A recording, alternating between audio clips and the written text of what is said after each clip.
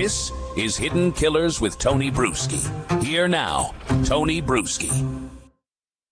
Let's talk about something nobody wants to believe could actually happen, but it absolutely can. I know, we don't like it talking about those things. If this image right back here enrages you, the idea of Bryan Kohberger cashing in on the killings that he did, well, then listen up. Because here's where the law stands right now. And here's what can be done. This is a blueprint. If you're enraged, then do something about it. Start making some calls. Start letting some legislators know we need to fix this right now. Very, very fast. Get organized. Because if you don't, Kohberger's going to have a payday. He is. Unless we stop it. So, here's what's going on. Bryan Kohberger, convicted murderer, sitting in an Idaho prison for killing the 4 University of Idaho students, could one day make money off the story of what he did. Profit for murder. It's not a rumor. That's not a hypothetical cooked up by online sleuths. It's not clickbait. But there's son of Sam laws. Yes, there are. Not in Idaho. That's where this matters. It's a straightforward legal reality because Idaho has no son of Sam laws, no statute stopping criminals from monetizing their notoriety. Why? Your guess is as good as mine. But it doesn't have to be that way. So what does it mean when there's no son of Sam laws? Well, it means anytime he could give interviews, sell his truth, publish prison writings, or license his life story for a docuseries, and it would all be perfectly legal. You can't take the money. It has to go to the victims. No, it doesn't. Not the way the law works right now. Again, this is one of those stories where here's how the system is broken. I'm telling you now. I am telling you now, here's how the system is broken before it is bastardized, and we're doing this story after the fact, after he has $1 million in his bank account. Before you roll your eyes and say, that could never happen here, understand this. It already has again and again where states left the door open. America's map of son of Sam laws looks like a quilt. 50 states, 50 interpretations, most riddled with loopholes. Some protect victims, some pretend to, and a few like Idaho never even tried. That's not a paperwork error. That's an engraved invitation. A glowing vacancy sign for infamy for a predator. Idaho's criminal code is built for conduct, burglary, assault, homicide. But it says nothing about what happens after, the marketplace for notoriety. When a murderer becomes a household name, that name has value. And because there's no law claiming it for the victims, it becomes or just belongs to the killer. To see how we got here, you have to rewind back to 1977, New York City. The Summer of Sam. David Berkowitz was sending letters to newspapers and shooting strangers. When police caught him, the world wanted to know why. Publishers smelled profit. Checks were offered for exclusive rights to his story. Everyone was appalled, including New York lawmakers. They created the first Son of Sam law. Any money a criminal made from their story would be seized and put into a victim's fund. Simple, moral, and correct, right? But then came 1991, Simon & Schuster v. Crime Victims Board. The Supreme Court struck it down 8-0. The court said you can't punish speech because of its content. You can't single out stories about crime and impose special financial burdens on them. That violates the First Amendment. So the law meant to stop murderers from profiting was declared unconstitutional. The intention was noble, the structure wasn't. After that, states scrambled to rewrite their own versions, trying to target the money flow, not the words themselves. And some succeeded. Others watered it down into meaningless jargon. In Idaho? Nah, we're good. We don't need that. I never wrote one at all. Let's make it real. Imagine a producer approaches Kohberger in 5 years, maybe after his appeals die off. They want to make a limited series, Inside the Mind of the Moscow Killer, or whatever the hell they want to call it. He can't legally profit from murder merchandise. No one's printing Team Bryan shirts, but he can license his life rights. He can consult. He can sign away creative approval in exchange for compensation routed through someone else. He could write letters, essays, or a memoir. He could dictate his thoughts to a ghostwriter on recorded calls. He could have his family act as intermediaries. He could funnel royalties into a trust, all legal because Idaho law is silent, and that silence in legal terms is permission. If you think this is far-fetched, look at precedent. Charles Manson's interviews boosted book and film sales for decades. O.J. Simpson's If I Did It, remember that? Was printed, seized, and reissued under court order. Killers in multiple states have sold paintings, signed memorabilia, and given paid media exclusives when local statutes didn't block it. Even and every single time a gap exists, someone steps through it. It's the nature of predators. They're going to do it, and he's going to do it too unless somebody stops him. Infamy is currency. The darker the crime, the higher the market value. And true crime as an industry, streaming, podcasts, documentaries, is a multi-billion-dollar ecosystem hungry for content. And just because your favorite podcasters may say, there's no way in hell we're going to do that, doesn't mean there ain't going to be somebody that will. When the justice system doesn't draw a boundary, the market will. And the market doesn't have a conscience.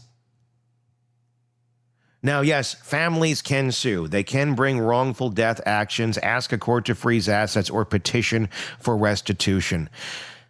But that's a chase, not a safeguard. Restitution covers tangible losses, funeral bills, therapy, lost wages. It doesn't cover royalties or intellectual property. And civil suits move slower than streaming deals. By the time a judgment comes down, the profits can be gone, buried in paper companies, covered, converted to gifts, or sitting in someone else's account. So let's not go on defense here. Let's go on offense. The system leaves victims fighting an invisible ledger.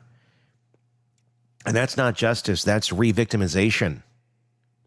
There's a deeper sickness going on here. The idea that notoriety itself is valuable.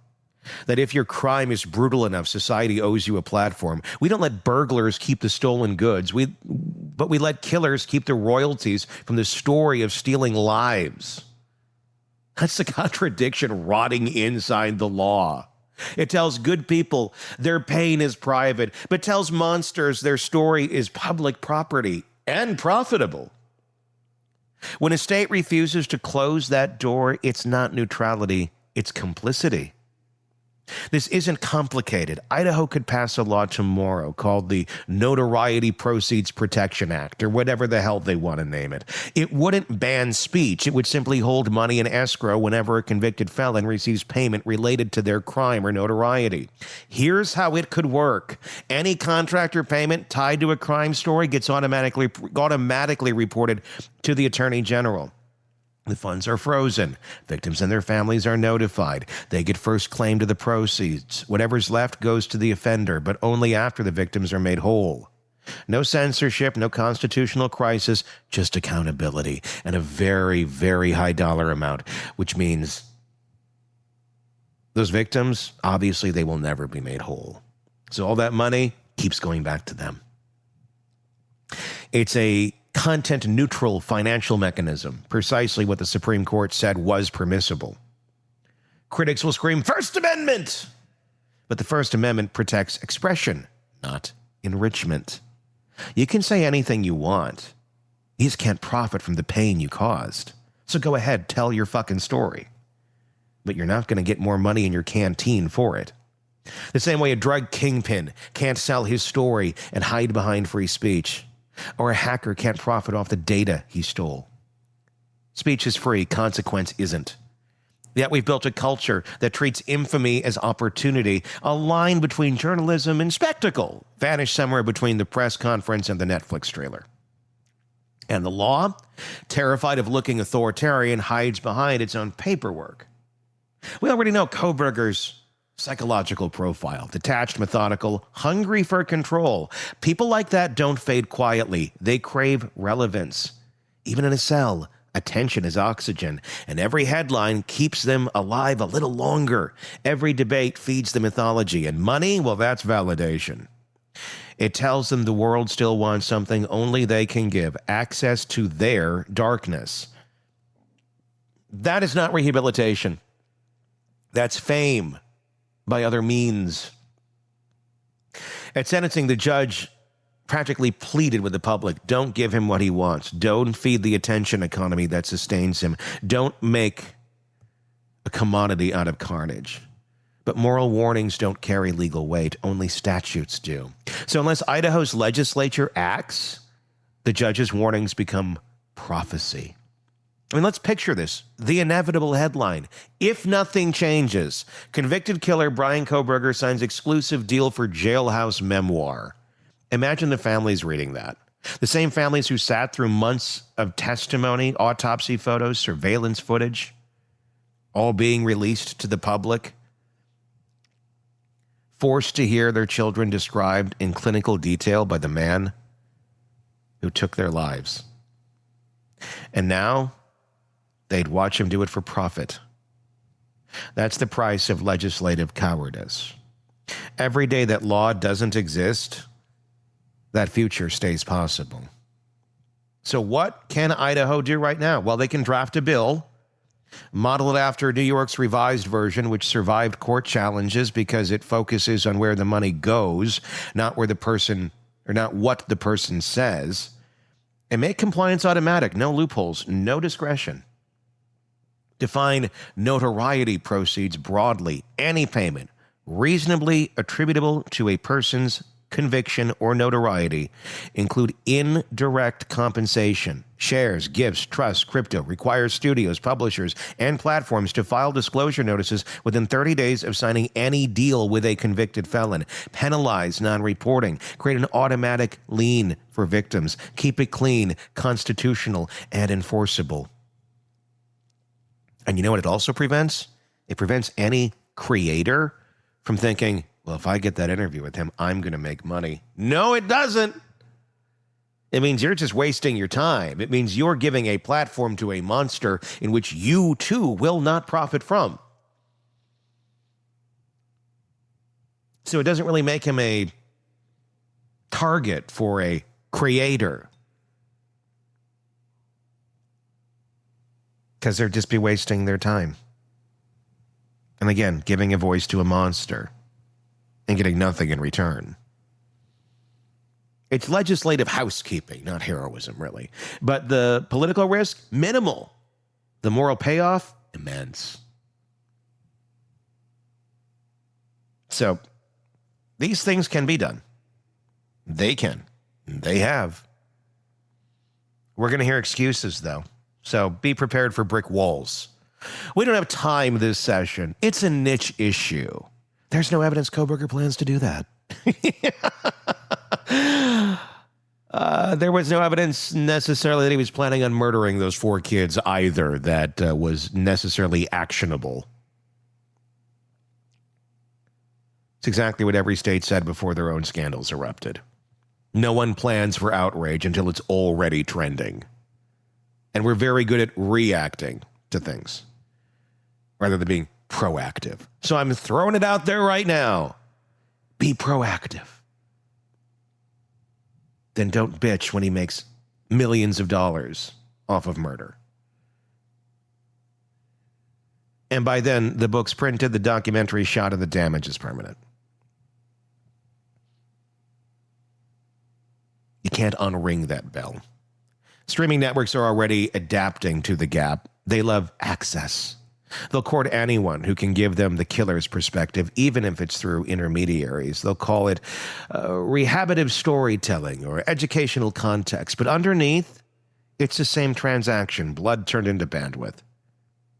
If there's no legal penalty, profit wins every time. That is what happens when morality is optional and outrage expires faster than a news cycle. We have lawmakers who will campaign on protecting unborn children, religious freedom, gun rights, you name it, but not one that has the courage to stand up and say, we're not letting murderers profit from murder. Because it's not a talking point that wins elections. It's just the right thing to do. And doing the right thing without applause is apparently too heavy a lift. If Idaho doesn't act, what could happen next? Well, it gets normalized. We start seeing killers as content providers, and we start hearing their versions. We start giving them podcasts, interviews, docuseries, cameos, and we tell ourselves it's journalism, but it's voyeurism with better lighting. And when victims' families protest, we call them emotional, biased, or vengeful because outrage is inconvenient to profit. That's a moral inversion that we're living in. Some will say, but Tony, he'll never get away with that. Nobody would pay him. Really? We've watched society throw money at monsters for decades. From Manson to Bundy to the Night Stalker, infamy sells, even posthumously. The internet never forgets, and neither does the market. Kohberger doesn't need to earn millions. He just needs to one deal to prove that evil still pays when the law doesn't interfere. Free speech must include the right to profit. No, it doesn't. The government isn't silencing speech when it regulates proceeds. It's protecting victims from secondary harm. The Supreme Court struck down a bad law, not the concept of restitution. The justices even left a path open. Draft it carefully. Focus on financial flow, not expression. But lawmakers heard unconstitutional and walked away forever. We have to stop shrugging and start shaming. Shame. Shame is important. It moves policy faster than logic. It's underrated. It really is. When voters call out legislators by name, when local media covers the gap, when victims' families testify publicly, that's when change happens. Silence protects systems. Noise disrupts them. So let's strip it down to the human cost. 4 college students are gone. Kaylee Gonzalez, Madison Mogan, Xander Kernodle, Ethan Chapin. The parents live with that vacuum every single day. And somewhere, Boise lawmakers are ignoring a bill that could prevent their killer from cashing in on their pain. That's not bureaucracy. That's cruelty by neglect. The justice system prides itself on finality, verdict, sentence, closure, but justice isn't final if the killer still owns the narrative. It's not closure if the person who destroyed lives gets to profit from the aftermath. Idaho doesn't have to ban speech. It just has to stop rewarding murder. One statute, one paragraph, 1 ounce of courage. If this law isn't created, isn't passed, it's not because it's impossible. It's because it's inconvenient. It requires moral clarity in a system addicted to loopholes. Because loopholes don't just happen. They're written by people who benefit from ambiguity. And the absence of a law is sometimes the loudest law of all. Free speech is not free profit. And freedom without responsibility is moral bankruptcy. Bryan Kohberger will never see daylight again, but if Idaho lawmakers keep their eyes closed, he might still see royalties. That's the choice in front of them. Not constitutional theory, conscience. Justice doesn't end when the cell door locks. It ends when the victim's story is no longer for sale. Because if a man like Bryan Kohberger ever profits from his crimes, it won't just be his hands that are dirty. It'll be ours for letting it happen. So do something. If you're in Idaho, especially if you're in Idaho. Because you know what? Idaho lawmakers don't give a shit about people who don't live in Idaho. It's not their jurisdiction. It's not their job. Okay. So if you're there, you are the ones who hold the key to this kingdom. Get something going. And stop the madness before it has a chance to start. Give me your thoughts in the comments section on YouTube. Hit subscribe too while you're there so you don't miss any of this. We'll keep pushing this. We'll keep talking about this. People need to be enraged, and there needs to be something there to stop it. Because he will profit, guaranteed, unless we stop it. So if you're in Idaho and you're listening and you're affected, you have a voice. Sometimes people listen when there's enough. Make it heard. I'm Tony Brueski. We'll talk again real. Want more on this case and others? Then press subscribe now and don't miss a moment of true crime coverage from Tony Brueski and the Hidden Killers podcast.